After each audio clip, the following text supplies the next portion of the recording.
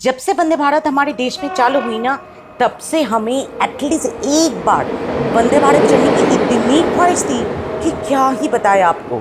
मुश्किल ये थी कि हमारे शहर से यानी कोलकाता से जो भी वंदे भारत जाती है दूसरे जिला या राज्य में, यानी हम बात कर रहे हैं एनजेपी स्टेशन और उड़ीसा की पुरी की, दोनों ट्रेन ही बहुत ही सुबह सुबह शुरू होती है और ऑलमोस्ट शाम हो जाते जाते अपने डेस्टिनेशन पहुंचती है। यानी एक पूरा दिन बर्बाद हो जाती है सफर में ही। अब देखिए, काम काज से छुट्टियां मिलती है तो कुछ ही दिनों की ना, उसमें से अगर एक दिन पूरा सफर में ही निकल जाए तो बच्चा कितना दिन घूमने के लिए। तो इसीलिए हम चले आए एक भिन्न राज्य में वंदे भारत को उपभोग करने के लिए। जी हाँ यात्रियों, हम चले आए यूपी यानी उत्तर प्रदेश की आगरा शहर में और वहां से हमने चढ़ी वंदे भारत एक्सप्रेस दिल्ली पहुंचने के लिए। अब हमें पता है ये कुछ ज्यादा ही हो गया, पर आज के इस वीडियो में हम देखेंगे Agra to Delhi Vande Bharat express train की इंटीरियर, उसकी फूड की करेंगे मुआयना, उसकी टॉयलेट की देख लेंगे स्वच्छता और बातें करेंगे वंदे भारत आगरा टू दिल्ली ट्रेन की एक दो असुविधाएं भी। तो चलिए पहले पहुंचते हैं आगरा कैंट स्टेशन में। ये स्टेशन आगरा फोर्ट स्टेशन जैसे आगरा शहर के बीचों बीच अवस्थित नहीं है, इसीलिए हमने थोड़ा सा जल्दी जल्दी अपने होटल से किया चेकआउट और फिर रवाना हुए आगरा कैंट स्टेशन के लिए। वहां ताज की इस मिनिएचर को करके अलविदा, हमने किया हमारे लगेजेस को स्कैन और फिर इंतजार करने लगे वंदे भारत एक्सप्रेस ट्रेन की, जो बिल्कुल सही निर्धारित समय पे हुआ स्टेशन में आगमन और हम चढ़ पड़े ट्रेन पे to enjoy the most long awaited experience of Vande Bharat. चलिए शुरू से शुरू करते हैं।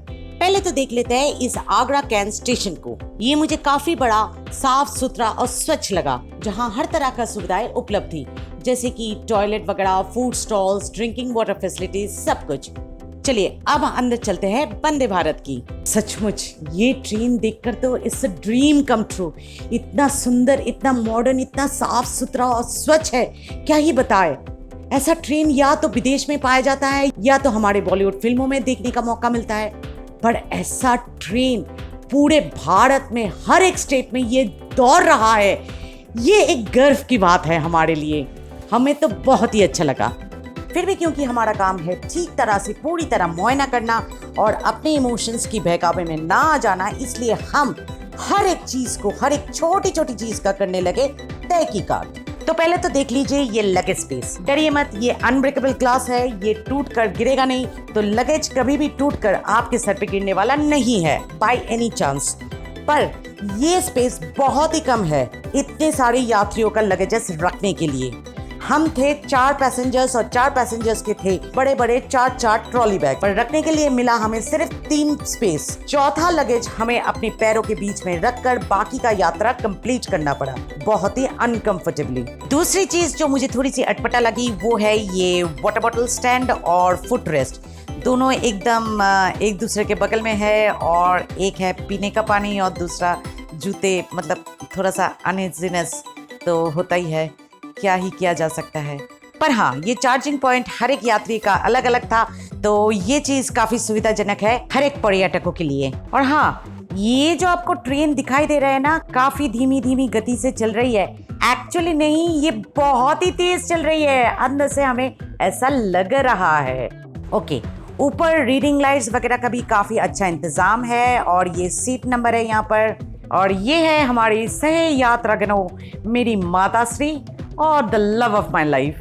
पर एक चीज की हमें समझ नहीं आई, जबकि हमारी बुगी में इतने सारे यात्रियों को पूरा पैक्ड अप कर दिया है कि ना हाथ पैर फैलाने की जगह है, ना चेयर को थोड़ा सा रोटेट करके खिड़की से बाहर दृश्य देखने की नौबत है, ना ही सामान ठीक तरह से रखने की इंतजाम है। जबकि बाजू वाले बुगी इतनी एम्प्टी, इतनी खाली खाली चल रही थी अपने डेस्टिनेशन की ओर। क्यों, मुझे समझ में नहीं आया। अगर आप लोग को पता है तो कमेंट्स में जरूर लिखिएगा।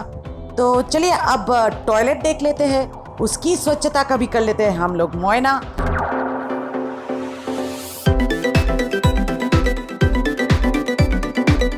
तो टॉयलेट काफी साफ सुथरा है, सोप वगैरह, लिक्विड सोप वगैरह सब है, ड्रेस रखने की हैंडल, और ये टॉयलेट सीट भी काफी स्वच्छ और साफ था। मतलब आई एम सेटिस्फाइड।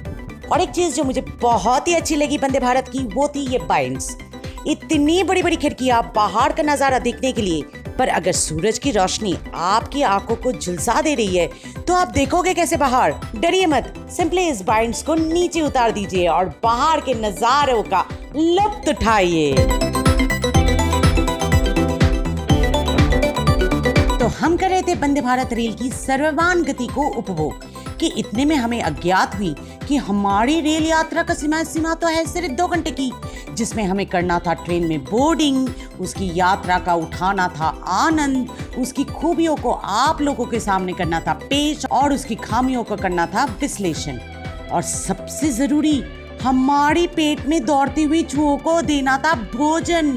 ये याद आते ही सर्वप्रथम हमने जो काम किया वो था रेल कर्मचारियों के साथ संपर्क, और सचमुच उन लोगों का सर्विस बहुत ही फास्ट, सुपर फास्ट थी। 5 मिनट के अंदर हमारे सामने आ गई हमारी दोपहर की भोजन, जिसमें थी चाल डावल, फॉइल में पैक किया गरम गरम रोटी, और क्योंकि हमने नॉनवेज ऑप्ट किया था तो हमें मिला एक चिकन का डिश भी, साथ में थी दही, अचार, खाने के लिए स्पून, और हाँ टेस्ट के लिए नमक था, पेपर था, और हाथों को सैनिटाइज करने के लिए एक छोटा सा सैनिटाइजर पाउच भी था, और हाँ साथ में नैपकिन तो था ही, और एक वंदे भारत का अपना एक पैम्पलेट। और एक बात, खाना बहुत उम्दा क्वालिटी की थी, इसमें कोई भी दोहराई नहीं है। ये खाना खाकर हमें लग रहा था बहुत ही मस्त कि इतने में रेल कर्मचारी फिर से आकर हमें दे दिया आइसक्रीम। सोने पे सुहागा, और क्या ही चाहिए। फैंटास्टिक जर्नी थी हमारी वंदे भारत, जो बहुत ही जल्दी खत्म हो गई क्योंकि वो थी सिर्फ 2 घंटे की। अंत में हम दिल्ली पहुंचकर किए थोड़ी सी फोटोशूट, क्योंकि उसके बिना कोई भी कहानी अधूरी रह जाती है। आशा करती हूँ हमारी ये 2 घंटे की वंदे भारत जर्नी आपको जानकारीपूर्ण लगी।